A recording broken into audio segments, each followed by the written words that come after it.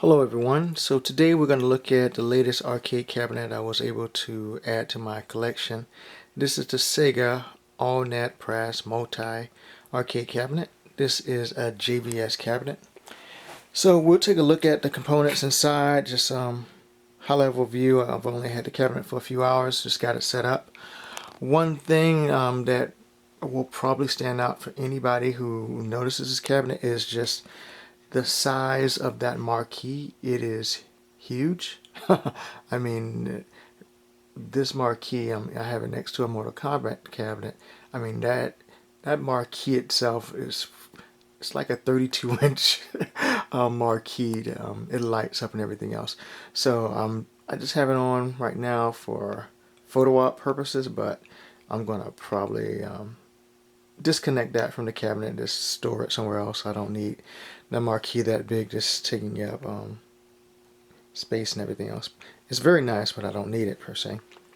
So let's just take a look at the control panel before we go any further. So we have a over here a banner pass. So if you had one of those cards like you're in Japan, you can just put your card over it and read in your data. A home button, yen, your coin selector or coin input. You have here a USB gamepad.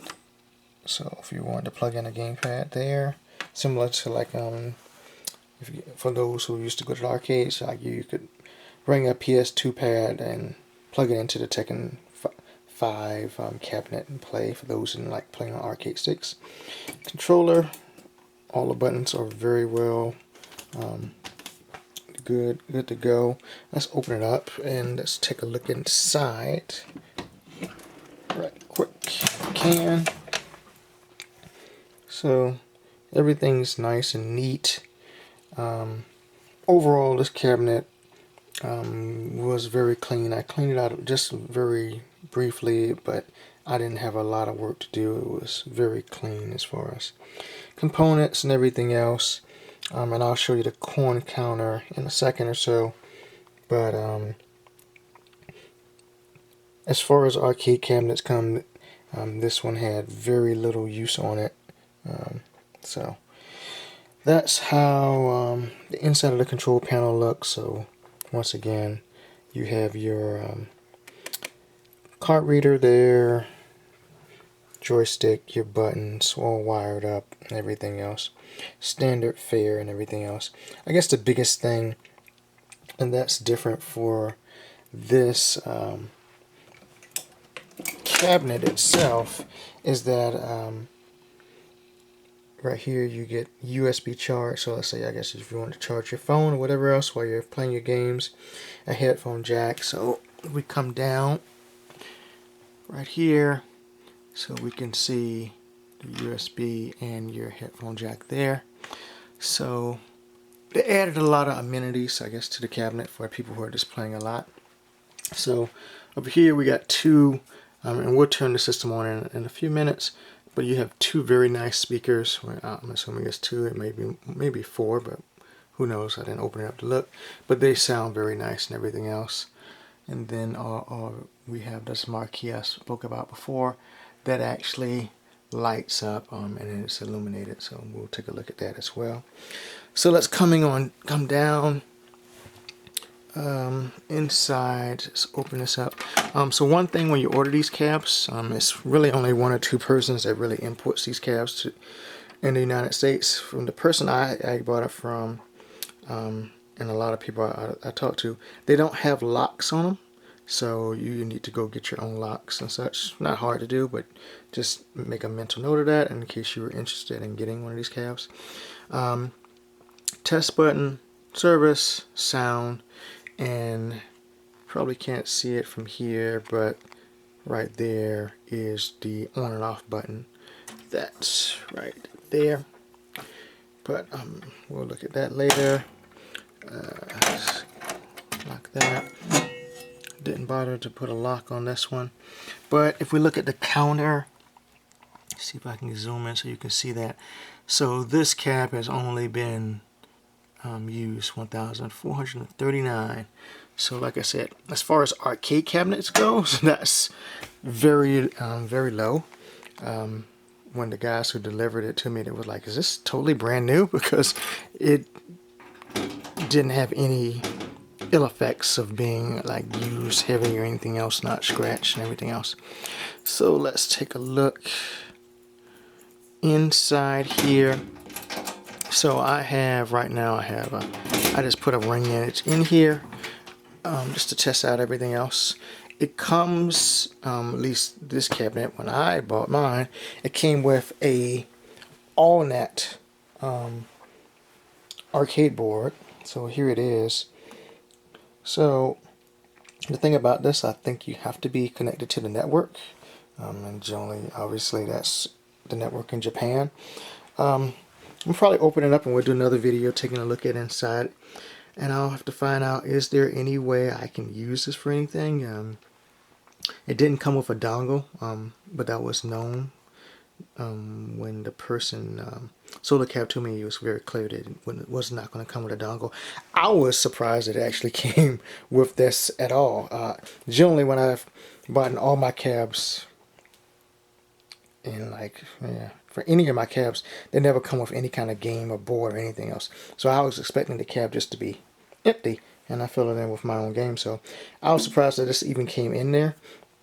So I do need to do some research to find out what you can do with this. Is maybe some multi-game or something we can do with it or whatever. But for now, I'll just put this in the closet and worry with it later. Not really so much concerned with it. So anyway, the one thing you need to know about this cab, so obviously it's like I said, designed for the all system, a networking system that they play inside of Japan, but it also runs off a standard JVS. So any of your JVS systems, your Type X, Ring Edge, exA-Arcadia, any of that stuff, it'll work in here as well.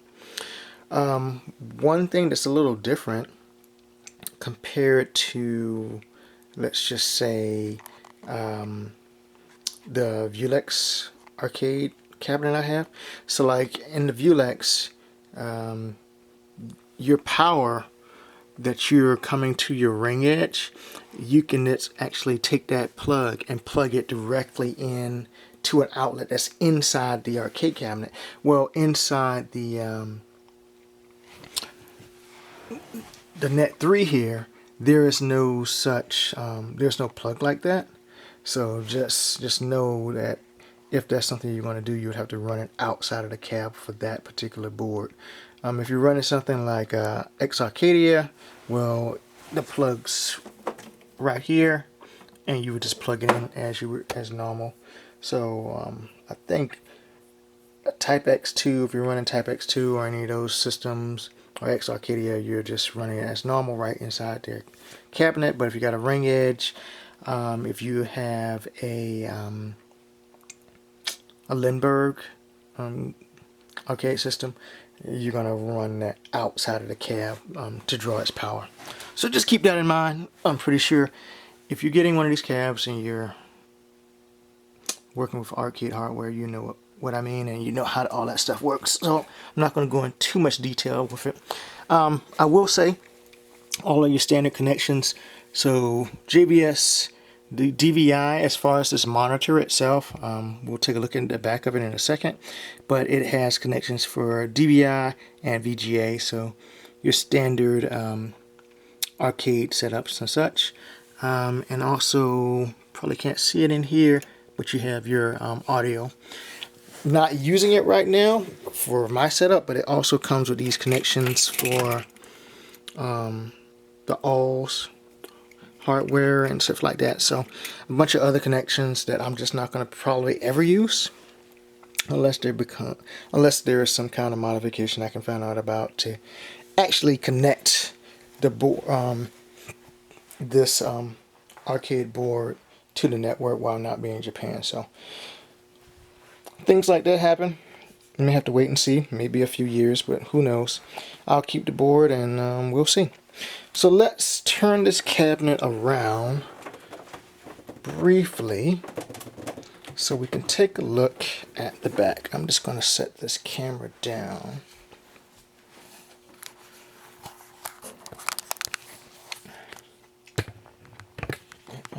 do that,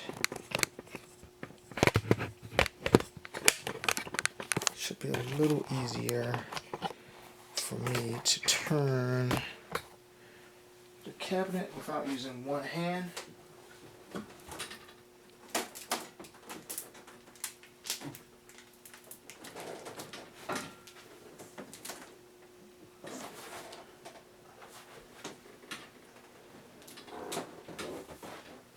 Okay, cabinet has been adjusted. Let's go back and take a look at the details behind it. Okay, so you got a lot of stuff going on here with this cabinet. So your main monitor right here, and I believe this monitor might actually be a touch enabled monitor. I haven't investigated yet, but it might be. So anyway, you got a fan right here that blows air up. You have a fan right here that's pulling air out. I have it opened right here, but these are the connections for your marquee. Like I said, it lights up, and we'll see all that when I turn it on in a few minutes. Coming down to the board itself, you got your transformers, your power supplies, all your standard stuff. You have a lot of these extra things that are unique to this cab. So you got your USB hubs, audio amps and stuff right here. The most important thing for me was this over here, which is your Sega input-output board. The most important thing to me, because this is how I interface with my arcade board. So right here is the JBS connector right here. So for anybody who gets this cab and you're not going to be hooking up to the all system or whatever like that, this is what you care about the most back here, other than not damaging anything. Get you a standard JBS connector, plug that in, and then run it through there to whatever board you want to run through and play, and you're good to go. Everything else you probably won't be doing a lot with. So a lot of this other stuff I probably might not ever touch, or anything else. You got a lot of connections here. Who knows if I'll ever need that stuff, but it's here. Let's see what else. Okay, so the monitor, like I said, right here, that's your DVI connector, and those are some other power connectors right there that's going to the monitor. I will say, if you are a person who only can only get one cabinet, as far as a modern cabinet, and your choice is a Namco, a Vulex, or a Net 3. I'm just going to say Net 3 to make it simple for this. I would say get the Vulex, because this one has a lot of modern amenities and stuff like that. But one, with the Vulex, you can rotate it, and two, with this one, while it has some of the same features as the Vulex, they're a little harder to get to. So like when I need to go and change out the connector or anything on my Vulex, it's very easy for me just to get to the back. And this one right here, it may be hard to see, but this is slanted at an angle. So I'm going to have to work if I need to go take this out or put in the other one for VGA, which is over here, so on and so forth. So just keep that in mind if you're a person who only can get one cab, and which one do you want to get, which one should you get. I would say for a person who only has one cab, get a Vulex, and then after that you can start building out your collection for your other cabinets, because they all have different purposes and work different ways and such like that. So it's just pluses and minuses what you want to get for. So far, when I turn this on, and this is just only a few hours of use, but it feels like the picture is better in this one than on my Vulex. Not much better, but just slightly. And that could be because of my sitting angle with this cabinet compared to the Vulex. One thing, and I should have pointed this out before I turn the cab around. We can turn it back around and look again. This cabinet is probably a foot taller or higher than the Vulex. So that is another thing to think about. If everything in your collection of cabinets or in arcade games is standard sit-down stools and stuff like that, you will either need to have a standard bar stool for this one to be comfortable, or you would need one of the Sega, or I should say Japan, arcade stools that's adjustables, that is adjustable, that height adjustable, that'll be comfortable to use this. But your standard stool will be a little too short for this cabinet. So that's just another thing to think about, especially if you're a person who had a bunch of candy cabs and you really wanted everything to be on the same level. This one would be higher than that, by a good bit, not much, but it'll be higher.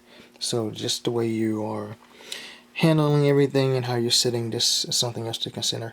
As far as power, I don't have to use a step-down converter with this one.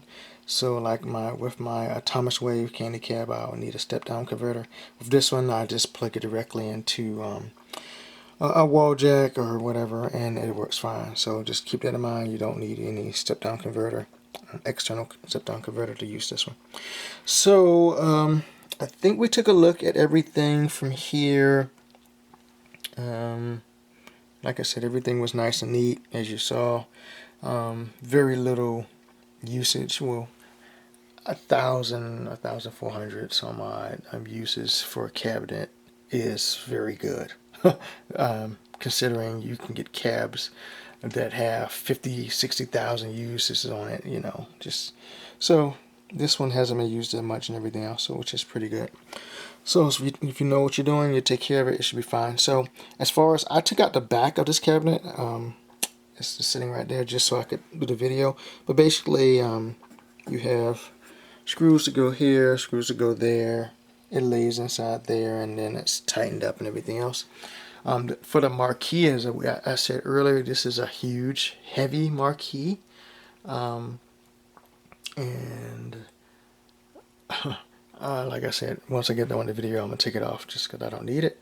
But it's very secure. There are 6 button screws, so one here and here, and then another one, where is it at? Right here. So same thing on both sides, so 6 in total. For anybody who does get this cabinet and you decide you want to take it off, a simple trick, just so you'll know, leave this one on and take off the other ones, and then just simply loosen these just a little bit and pull up. So that way, if you're doing this by yourself, you're not holding all of this weight, because I don't know how well you could really see this marquee from the video, but it is a thick piece of plexi here, another piece of plexi here that has the actual marquee in it, and then you have this panel that, like I said, is illuminated. So this whole thing, if I were to weigh this, I wouldn't be surprised if this was like 55 pounds or so. I mean, it's heavy. So just keep that in mind. But it looks very nice, but it is a huge marquee. I mean, I haven't been to Japan in a few years, but I just imagine somebody would just like, you know what? We're gonna make sure you see what game we have. You won't miss out what game we have on the attraction today. This marquee is gonna dominate. So truly. Here is just handles and everything else. So that's all that is. What else about the cab? You have these nice little side panels here. There are also, and we'll sit down and so we'll get a better view, there's also LED strips that they build in this cab so that it lights up and everything else while it's playing and everything else. The marquee, and let's probably adjust the camera and everything else again, but this marquee is larger. Or I should say this move strip is larger than your standard move strip that you would see on an Astral City or on a Vulex. So just keep that in mind for a person, you know, if you're a person who really are a sticker for your art and everything else when you're doing it on your cabs. You may have to print out some new art or get some other art made to really fill out that panel, because your standard move strips they'll look a little small in there because that's a huge area. Alright, so let's readjust the camera. Let me just set it down briefly for a second. I'm going to turn the cab back around, and then after that plug in the game, and we'll watch the boot up sequence, but that's not unique to the game, but it's just the cabinet. And then we'll call it a day for this video. I do have some other major things to report on, but we'll do that in a different video.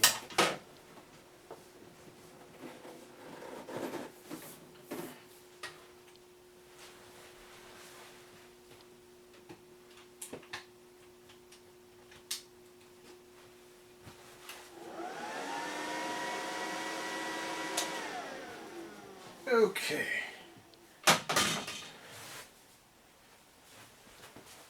Alright, let's get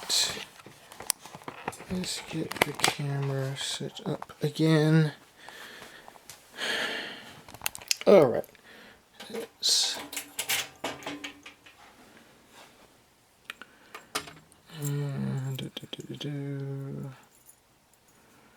Let's open up the cabinet.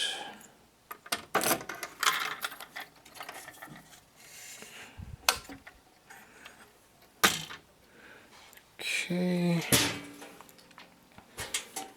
and let's just put this panel back on.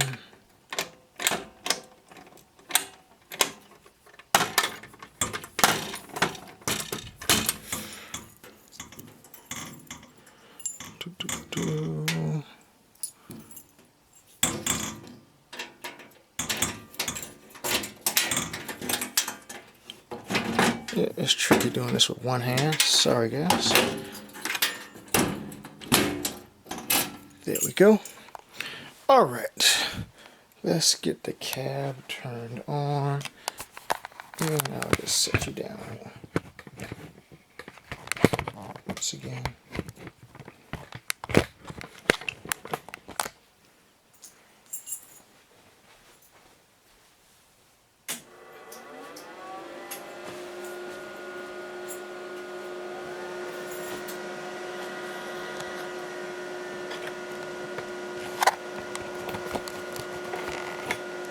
Alright, so standard boot up sequence for a ring edge. Pretty sure I've done a video on the ring edge before. But there you can see that marquee, how it's lit up there. Very nice. The move strip is actually lit up as well. So there's actually, see if you can see it, there's a light strip, a LED light strip they have in there. So I don't know who at Sega, what they were doing. It was like, oh, we're just gonna bling out a cab. They just put everything you could think of in a cabinet. So if you're a person, like I said, who wanted a cab that could just fit multi-purpose, this one would do it. So here we go. You see what, they were letting you know what was on display for this cabinet right here. You had Guilty Gear, Devil Alive 6, Blade Strangers.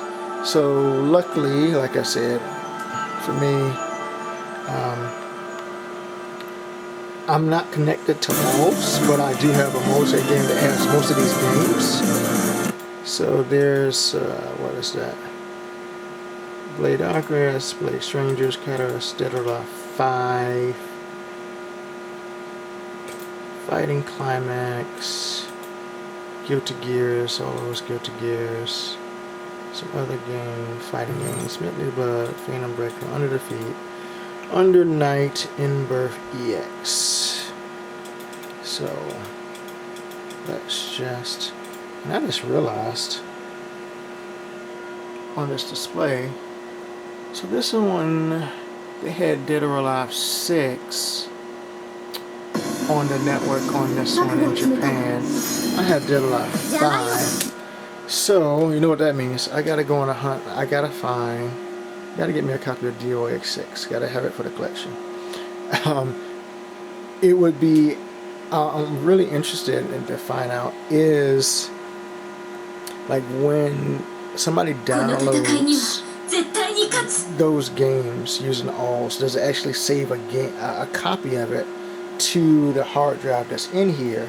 And if so, do we just need a dongle and a hack and find out what games are already stored on there? So I got to do some research to find out what we can really do with that, what games are on there. I'm assuming it's not streaming the games when you're playing it in Japan, that they're actually saved to the hard drive. So I want to find out what's on that system and find out what I can do with it. I'm going to turn the volume down on this just a little bit. Find my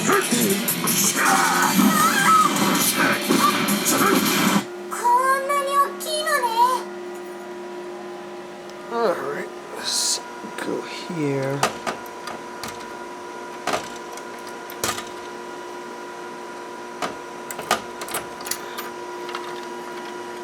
Just turn the volume down just a little bit. Alright, so last thing I want to show was we talked about height of the cabinet. So this is obviously a Mortal Kombat 2 cabinet right here, and I have this one right next to this one to show this purpose. So basically this one is not that much lower than the Mortal Kombat 2 cabinet. So just as a point of reference, if you had seating or anything else that worked for a Mortal Kombat 2 cab, you would have the same thing that would work perfectly for this cab. Conversely, if your seating was just for a Vulex or a candy cab, like, you know, a Thomas Wave or a Astro City, you're going to need to look into new seating arrangements if you get a cab like this. So just something to keep in mind. But all in all, like I said, the cab looks great. It didn't take long for me to get it. It was shipped, let's see, from California to myself, and I'm across the country, so it only took like 6 days. So packed well, came without any issues, so very well done and everything else. So I'm very happy with the cab, very clean, and everything else. So we'll probably be doing some more videos in depth with this cabinet, some other games I got coming up, some other new releases I got, and everything else. So I'll probably try them in this cab first and then decide which ones go on the Vulex, which ones go over here. I think the biggest thing is I may just let the Vulex be in vertical position for a good bit for those games, and this one for my horizontal games, but we'll see. Just depends on how everything lines up. But that's about it. It's been a long video. Single cut, so it's not going to be any transitions or anything else like that. So I hope you all enjoyed looking at this new arcade cabinet. Appreciate you all watching and listening and getting your feedback. If you all have any questions, comments, concerns, please post them in the video in the comment section. Please like and subscribe, and I will talk to all of you later. Peace.